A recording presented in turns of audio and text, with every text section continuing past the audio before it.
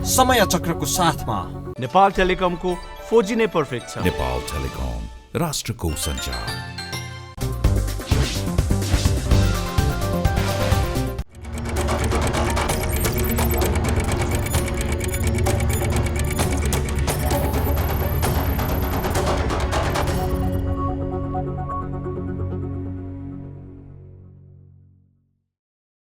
इमानदार, मेहनती र देशभक्तहरूलाई सम्मान गर्दै व्यतिथि, भ्रष्टाचार र अन्याय विरुद्ध हाम्रो निगरानी। यो हो टेलिभिजनको समय चक्रमा यहाँलाई हार्दिक स्वागत छ दर्शकवृन्द। म विक्रम श्रेष्ठ। प्रतिभाको खोजी गर्न युरोपेली फुटबल क्लबका अधिकारीहरू एसिया र अफ्रिकाका क्लब चहार्ने गर्छन्। खेलमै मात्रै होइन, विभिन्न क्षेत्रका लागि अति महत्त्वपूर्ण साबित हुने प्रतिभाशालीहरूको खोजी गर्नु र उनीहरूलाई उपयोग गर्नु चान्चुने विषय होइन र यो हल्का विषय पनि होइन दर्शकवृन्द। कोभिड-19 महामारी सुरु भएको 1 वर्ष पुग्दा नपुग्दै केही खोपहरू प्रमाणित हुने तयारीमा छन्। प्रतिभाशाली मानिसहरू यो काममा नलागेको भए यस्तो सम्भव हुँदैन थियो होला। यही भएर होला हामी कहाँ एउटा उखान पनि छ, बुझ्नेलाई श्रीखण्ड, नबुझ्नेलाई खुर्पाको बेड। हाम्रो देशमा कति धेरै श्रीखण्डहरूलाई हामीले खुर्पाकै बेड बनायौँ होला। यो विषय खोजीको विषय बनेको छ। बेलायत मुकाम रहेको अन्तर्राष्ट्रिय समाचार संस्था बीबीसीले विश्वका 100 प्रेरणादायी महिलाको सूचीमा नेपाली किशोरी सपना रोका मगरको नाम पनि समावेश गरेपछि यति बेला सपना धेरैको चासोको विषय बनेकी छन्।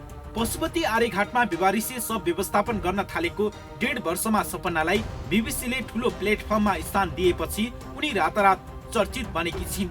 विश्वका 100 प्रेरणादायी तथा प्रभावशाली महिलाहरूको जुन लहरमा अहिले सपना छिन्, त्यो लहरमा फिनल्यान्डकी प्रधानमन्त्री सान मरिन, कोरोना खोप विकास गर्ने काममा खटिएकी अक्सफोर्ड विश्वविद्यालयकी प्रोफेसर सरह गिलबर्ट पनि छन्। यो लहरमा युएकी प्रविधि मन्त्री सरहा अल अमिरी, बेलायत, अमेरिका लगायत मुलुकका वैज्ञानिकहरू, कलाकार, सामाजिक अभियन्ता, शिक्षक, राजनीतिज्ञहरू पनि छन्। घर परिवार विहीन भएको 3 महिनापछि गृह जिल्ला म्याग्दीबाट काठमाडौँ आएर सामाजिक सेवाको क्षेत्रमा जोडिएकी सपनालाई बीबीसीले कठिन परिस्थितिमा पनि अरूभन्दा पृथक काम गरेर समाज बदल्न भूमिका निर्वाह गरेको उल्लेख गर्दै यस्तो सूचीमा समावेश गरेको छ। 19 वर्षकी सपनाको उमेर योगदानलाई अन्य कसैसँग तुलना गर्ने हो भने यो कम ओजनदार हुन सक्ला, तर उनले आफ्नो जीवनको कठोर परिस्थितिसँग जुधेर समाज बदल्ने जुन अठोट गरिन् त्यो प्रशंसाको विषय बनेको छ। सपना 1.5 वर्षदेखि पशुपति आर्यघाटमा शव जलाउने काममा क्रियाशील थिइन्, तर धेरैका लागि उनी अपरिचित वा गुमनाम सरह थिइन्। जब बीबीसीले उनलाई विश्वका 100 प्रेरणादायी महिलाहरूको सूचीमा समावेश गर्यो, त्यसपछि उनीबारे चासो चुलियो।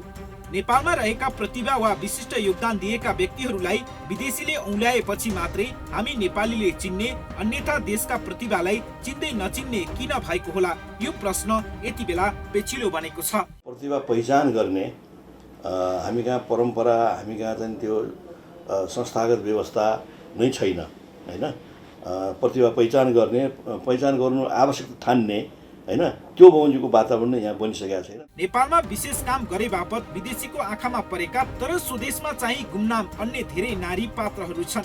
म्यागसेसे पुरस्कार विजेता डाक्टर महावीर पुन, सीएनएन हिरो पुष्पा बस्नेत, अन्तर्राष्ट्रिय म्याराथन धाविका मीरा राई, नेपाली युवा वैज्ञानिक लुजेन्द्र ओझा लगायतका व्यक्तिहरू नेपालमा भन्दा पहिले अन्तर्राष्ट्रिय मञ्च सञ्चार माध्यमहरूमा छाए, त्यसपछि क्रमशः नेपालमा पनि परिचित हुन थाले। देशमा त म आफैले मलाई कसैले पनि चिन्दैन थियो, म पनि कसैलाई खोजेर जाँदैन थिएँ।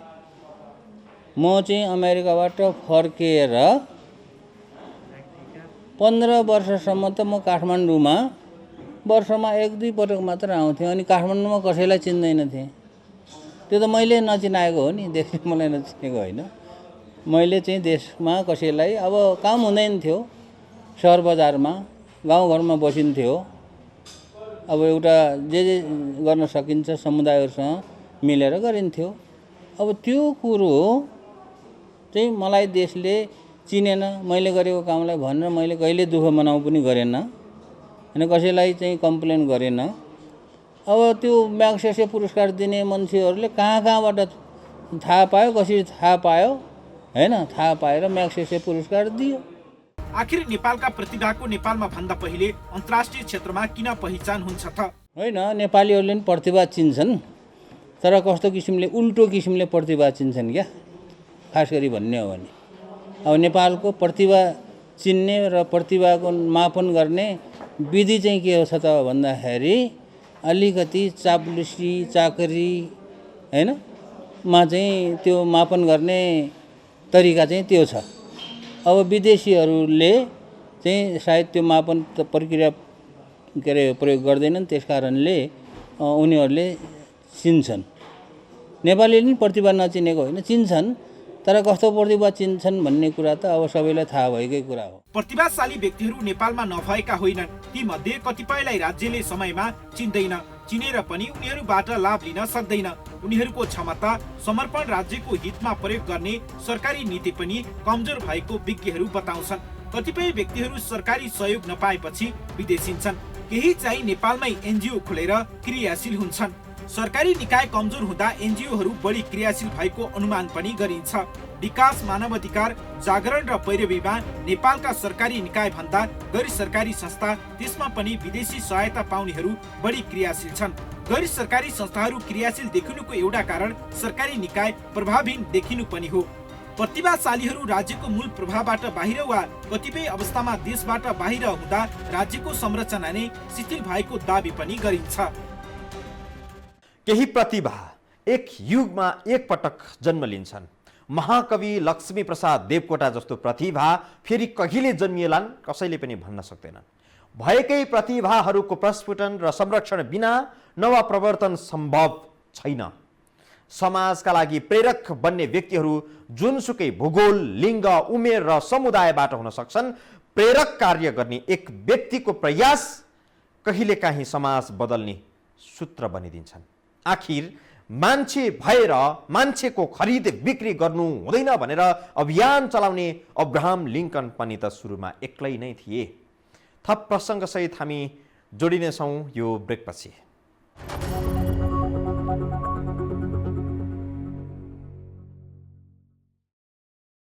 नेपाली साहित्यमा स्थापना भएका पुरस्कारहरूको चर्चा गर्दा यस वर्षको मदन पुरस्कार कुन कृतिले पाउला भन्ने चर्चा हुने गर्छ। अन्तर्राष्ट्रिय जगतमा यस 20 वर्षको नोबेल पुरस्कार विधा अनुसार कसले पाउला भन्ने लेखाजोखा हुने गर्छ। तर नेपालमा सरकारले बाँड्ने मान पदवी, अलङ्कार, पदकहरू कसले पाउला भन्ने कुनै अनुमान हुन्न। यस्तो किन भएको होला? खासमा नेपालमा सरकारले बाँड्ने यस्ता मान पदवी, पदक, अलङ्कार योगदानको आधारमा होइन, जय जयकारको आधारमा वितरण हुने गर्दछ। सरकारको जय जयकार गर्ने केही निकम्माहरूले पनि यो पुरस्कार पाएका छन्। आफ्नै पौरख गर्न लायकले पुरस्कार नपाएको उदाहरण पनि थुप्रै छन्। यसो भनिरहँदा सरकारी मान पदवी, अलङ्कार, पदक पाउने सबै अयोग्य हुन् भन्ने चाहिँ हाम्रो आशय होइन। संविधान जारी भए यता प्रत्येक असोज 3 मा सरकारले 100 मानिसहरूलाई मान पदवी, अलङ्कार र पदकले विभूषित गर्दै आएको छ। प्रतिभाशाली व्यक्ति र समाजलाई विशेष योगदान दिने प्रेरणादायी व्यक्तिहरूको निष्पक्ष मूल्याङ्कन भन्दा पनि सरकारको जय जयकार गर्नेहरूले यस्ता विभूषणमा अग्राधिकार पाएको बताउने गरिन्छ। समाजले नचिनेको तर सरकारी मूल्याङ्कनमा परेर विभूषण पाएर चर्चामा आएका व्यक्तिहरू को छन् भनेर खोज्ने हो भने त्यस्ता पात्र पाउन दुर्लभ नै छ। यस वर्ष पनि सरकारले सुप्रसिद्ध प्रबल जनसेवा श्री प्रथम 1 जनालाई, प्रसिद्ध प्रबल जनसेवा श्री द्वितीय 4 जनालाई, स्वीकृतिमय राष्ट्रदीप तृतीय 7 जनालाई, सुप्रबल जनसेवा श्री तृतीय 87 जनालाई, कृतिमय राष्ट्रदीप चतुर्थ 8 जनालाई, प्रबल जनसेवा श्री चतुर्थ 252 जनालाई, जनसेवा श्री पञ्चम 104 जनालाई वितरण गर्यो। त्यसै गरी अलङ्कारमा राष्ट्र यशोवर्धक 2 जनालाई, नेपाल सेवा प्रवीण 1 जनालाई, समाज सेवा रत्न 11 जनालाई, परम पौरख भास्कर 12 जनालाई, नेपाल प्रताप सुभूषण 24 जनालाई, अति पौरख भास्कर 20 जनालाई, नेपाल प्रताप आभूषण 14 जनालाई, महापौरख भास्कर 12 जनालाई, नेपाल प्रताप भूषण 18 जनालाई प्रदान गर्यो। यस्ता मान पदवी वा अलङ्कार प्राप्त गर्न कस्ता काम गर्नुपर्छ भन्ने बहस नेपालमा छैन। जस्तो कि आगामी वर्ष चिकित्सा तर्फको नोबेल पुरस्कार कसले प्राप्त गर्ला भन्ने बहस विश्वमा हुन्छ। कोरोना खोप पत्ता लगाउने व्यक्ति वा संस्थाले यस्तो पुरस्कार पाउला भन्ने आकलन गरिन्छ। योगदान र कर्ममा जो अगाडि छ पुरस्कार माथि उसैको अधिकार हुन्छ भन्ने मान्यता केही पुरस्कारहरूको हकमा लागू हुन्छ। तर नेपालमा सरकारले बान्ने पदक, अलङ्कार, मान पदवी कसले पाउँछन् भन्ने यसको खास मापदण्ड छैन। जस्तो कि यसै वर्ष दोस्रो वरियताको प्रसिद्ध प्रबल जनसेवा श्री मान पदवी अख्तियार दुरुपयोग अनुसन्धान आयोगका पूर्व प्रमुख आयुक्त नवीन घिमिरेलाई दियो, जसले अख्तियारमा रहेर आफैले अख्तियारको दुरुपयोग गरे दलहरूको झोला बोक्नेहरू भन्दा आफूलाई फरक राख्न सकेनन्। उनैलाई सरकारले प्रसिद्ध प्रबल जनसेवा श्री मान पदवी दिएर सम्मान गरिदियो। हामी कहाँ राज्यले दिने मान पदवी तकमा जो छ नि त्यो चाहिँ कतिपय चाहिँ तपाईँको आत्मस्वाभिमान आत्मसम्मान भएका मान्छेले चाहिँ मलाई नदिएको भए हुन्थ्यो भन्छन्। अस्वीकार गरेका चाहिँ सयौँ मान्छेहरू छन् है। अब चाहिँ तपाईँको दिने बेला आयो सिफारिस गर्ने मान्छेले आफ्नो ड्राइभर, आफ्नो कपडा धुने धोबी, अनि आफ्नो चाहिँ त्यो तपाईँको भात पकाउने मान्छे, यस्ता यस्ता मान्छेलाई पनि मौका पर्यावमा दिइहाल्ने भन्ने त्यही भएर चाहिँ यो मान पदवीको यो तकमाको प्रतिष्ठा नरहेको। जब आफ्नो कुनै एउटा पावरमा पुग्छ होइन, अलिक माथि जान्छ, उसले आफ्नो मान्छेलाई तानेकै हुन्छ क्या। त्यसले गर्दाखेरि यो पदक बान्ने, पदक दिलाउने भन्ने कुरामा पनि यो चाहिँ छुटेको छैन। यो कुरामा पनि पक्कै हुन्छ। अरू जागिर खाने, राम्रो राम्रो चाहिँ अवसर दिने आफ्नो मान्छेलाई भन्ने कुरामा त भइराखेकै छ, तर त्यो पदक दिने कुराहरूमा पनि उयो आफ्नो मान्छेलाई दिने। यो मान पदवी पाउने अन्य 3 व्यक्तिहरूमा नेपाल प्रहरी, सशस्त्र प्रहरी र नेपाली सेनाका प्रमुखहरूले पदेन हैसियतमा पाए, जबकि पदवी वा पुरस्कार सकारात्मक कर्म र योगदानका आधारमा हुनु पर्थ्यो। नेपालमा त माथिल्लो पदमा जो पुग्छ पुरस्कार उसैले पाउने जस्तो देखियो। यही भएर पनि हुन सक्छ प्रतिभाशालीहरूलाई सरकारी संयन्त्रले हमेसी मान पदवी पाउने कोटीमा देख्दैन। त्यो तकमाको नाम भन्दाखेरि उनीहरूको प्रतिष्ठा बढ्छ भन्ने आउँछ होइन। अब हामी कहाँ भन्छन् गोदबा फलानु होइन, त्रिशक्ति पट्ट फलानु भन्छन्। त्यो त्रिशक्ति पट्टले तपाईँको चाहिँ समाजमा मान्छेको व्यक्तिको प्रतिष्ठा बढाइरहेको छैन क्या। नवीन घिमिरे जस्ता विवादास्पद पात्रले दोस्रो वरियताको मान पदवी पाउँदा आफ्नै पौरखले आविष्कार केन्द्र खोलेर कोभिड-19 विरुद्धको महामारीमा अनवरत लडिरहेका महावीर पुनले कुनै पदवी पाएनन्।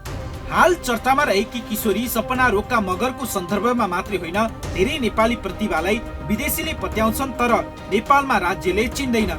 सरकारी मूल्याङ्कनमा त्यस्तै व्यक्ति मात्रै पर्छन् जसले सरकारको जय जयकार गर्छन् वा सरकार प्रमुखले ती व्यक्तिहरूको प्रशंसा गरेका वा मन पराएका हुन्छन्। यो राजाको कालदेखि होइन, यो परापूर्व कालदेखि नेपालमा भएको चलन चाहिँ यो हो। नेपालीहरूमा अथवा हामी जो छौँ यहाँ बस्ने, यो क्षेत्रमा बस्नेहरूमा एउटा संस्कारको विकास भएको छ। त्यो संस्कार भनेको के हो भने एकदम राम्रो संस्कार पनि हो त्यसलाई, तर त्यसको अर्को पाटो चाहिँ के हो भनेदेखि त्यसको नराम्रो पक्ष छ। र त्यो राम्रो पक्ष भनेको के हो त हाम्रो संस्कारको भने हामीले आफ्नो मान्छेलाई, आफ्नो इष्टमित्रलाई, आफ्नो नजिकको मान्छेलाई ज्यादै माया गर्छौँ र दुःख परेको बेलामा पनि हामी सहयोग गर्छौँ होइन। कसैलाई जस्तो बिरामी भयो, दुःख पायो भनेदेखि आफ्नो मान्छेले उसलाई चाहिँ हामीले सहयोग गर्ने एउटा राम्रो चाहिँ परम्परा छ, संस्कृति छ, जुन संस्कृति हामीले यो पश्चिमेली मुलुकहरूमा, अलिकति विकसित मुलुकहरूमा चाहिँ देख्न सक्दैनौँ। त्यहाँ त वास्तै छैन। कसैको चाकडी चाप्लुसी गर्न नजान्ने, कसैलाई नमस्कार गर्दै सहयोगको याचना गर्न नजान्ने र आफ्नै कर्ममा व्यस्त हुनेहरू सरकारी मूल्याङ्कनमा बिरलै पर्छन्। अख्तियारका पूर्व प्रमुख आयुक्त नवीन घिमिरेले दोस्रो वरियताको मान पदवी प्राप्त गरेपछि यस वर्षको पदकमा धेरैले निष्कर्ष निकाले यस्ता पदवीको कुनै अर्थ छैन। पदवीको ओज र गरिमा दुवै समाप्त भयो। असल कर्म गर्ने र विवादित कार्य गर्नेले पनि उस्तै पदक पाउँछन् भने असल कर्म गर्ने उत्साह मानिसमा कसरी पलाउन सक्छ? आउनेछौँ यो ब्रेकपछि।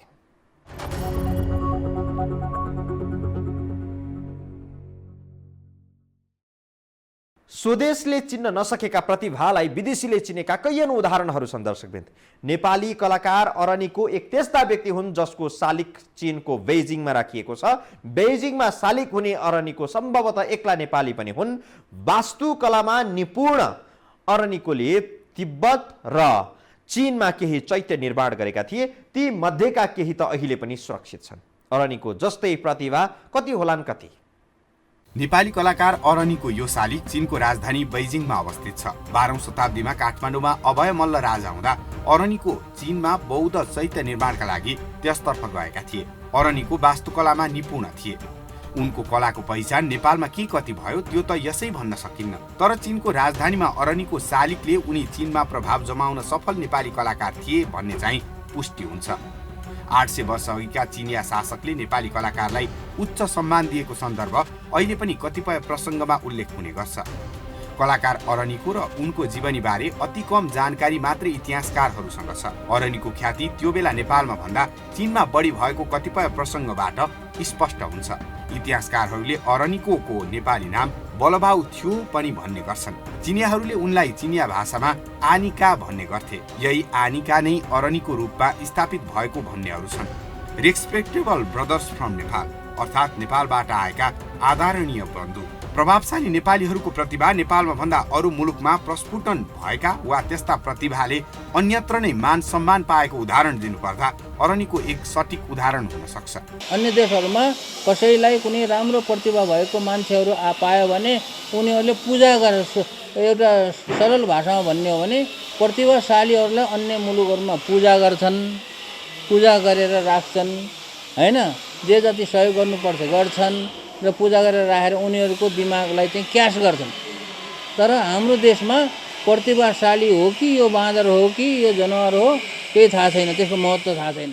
नेपालमा भएका प्रतिभाशाली र प्रेरणादायी व्यक्तिहरूको नेपालमा पहिचान नै नहुने, विदेशमा पुगेर तिनै व्यक्तिहरू चम्किएका कैयन उदाहरणहरू छन्। विकसित मुलुकहरूले गरिब र विकासोन्मुख मुलुकमा जन्मिएका प्रभावशाली व्यक्तिहरूलाई आफ्नो देशमा लैजान विभिन्न आकर्षक अवसरहरू सिर्जना पनि गर्छन्। जस्तो कि नासामा काम गर्ने 36% वैज्ञानिक भारतीय मात्रै छन्। माइक्रोसफ्टमा 34, आइबिएममा 17 र जेरोक्समा काम गर्ने अति दक्ष व्यक्तिहरू भारतीय छन्।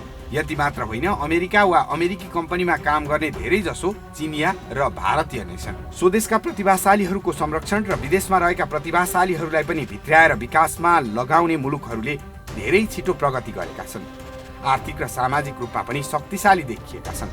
नेपालमा सरकारी लगानीमा डाक्टर बनेकाहरू 60देखि 70% युवा अहिले देश बाहिर छन् भन्ने गरिन्छ। यसबाट पनि नेपालका प्रतिभाहरू कसरी विदेशतर्फ आकर्षित भइरहेका छन् भन्ने स्पष्ट हुन्छ। हाम्रो प्रायोरिटी अझै पनि प्रतिभा चिन्नेतिर भन्दा पनि पानी आउनु पर्यो, बाटोमा धुलो हुनु भएन, पिच हुनु पर्यो भन्नेमा छ। उनीहरू यो सबै कुरो गरेर होइन, यो सबै कुरो गरेर अब चाहिँ तपाईँको प्रतिभा कसरी पहिचान गर्ने होइन, अनि तपाईँको चाहिने ट्रान्सपेरेन्सीमा विश्वमा कुन मुलुक सबभन्दा 1 नम्बरमा छ होइन, अनि चाहिने यस्तै यस्तै ग्लोबल बेसिसमा ऱ्याङ्किङ गर्ने, रेटिङ गर्ने उनीहरूले सुरु गरेका छन्। लामो समय र लाखौं लगानीबाट तयार भएका जनशक्ति विदेश पलायन भइरहेका छन्। स्वदेशी प्रतिभा नेपालमा पहिचान नहुने भएकाहरूलाई पनि विदेश पलायन हुनबाट रोक्न नसक्दा राष्ट्रको जीवन नै प्रभावित हुन्छ। प्रतिभाशाली मानिसहरूको पहिचान र उनीहरूको प्रतिभा बमोजिम निखार्ने वातावरण तयार गर्नु सरकारको महत्त्वपूर्ण काम हो। स्वदेशमा अवसर नपाएपछि विदेश जान बाध्य प्रतिभाशालीहरूलाई रोक्ने र राष्ट्र निर्माणमा प्रयोग गर्न सक्ने हो भने धेरै ठुला कामहरू पनि गर्न सकिन्छ। छिमेकी मुलुक चीनले त आफ्नो देशका प्रतिभाशालीहरूलाई स्वदेश फर्काउन सुरु गरिसकेको छ। दुनियाँ चकित पार्दै विकासमा फड्को मारिरहेको चीन अथवा अन्य विकसित मुलुकहरूले गरेका राम्रो कामको अनुसरण जो कोहीले पनि गर्दा इज्जत जाँदैन, झन् बढ्छ। दर्शकवृन्द, आजलाई समय चक्र सकियो। यस टेलिभिजनका सम्पूर्ण समाचार बुलेटिन कार्यक्रम योहो टेलिभिजन.com, योहो खबर.com, युट्युब र फेसबुकमा पनि पढ्न र हेर्न सक्नुहुनेछ। मोबाइलमा योहो टिभी एप डाउनलोड गरेर हामीलाई प्रत्यक्ष हेर्न सक्नुहुनेछ। आजलाई बिदा दिनुहोस्। नमस्कार।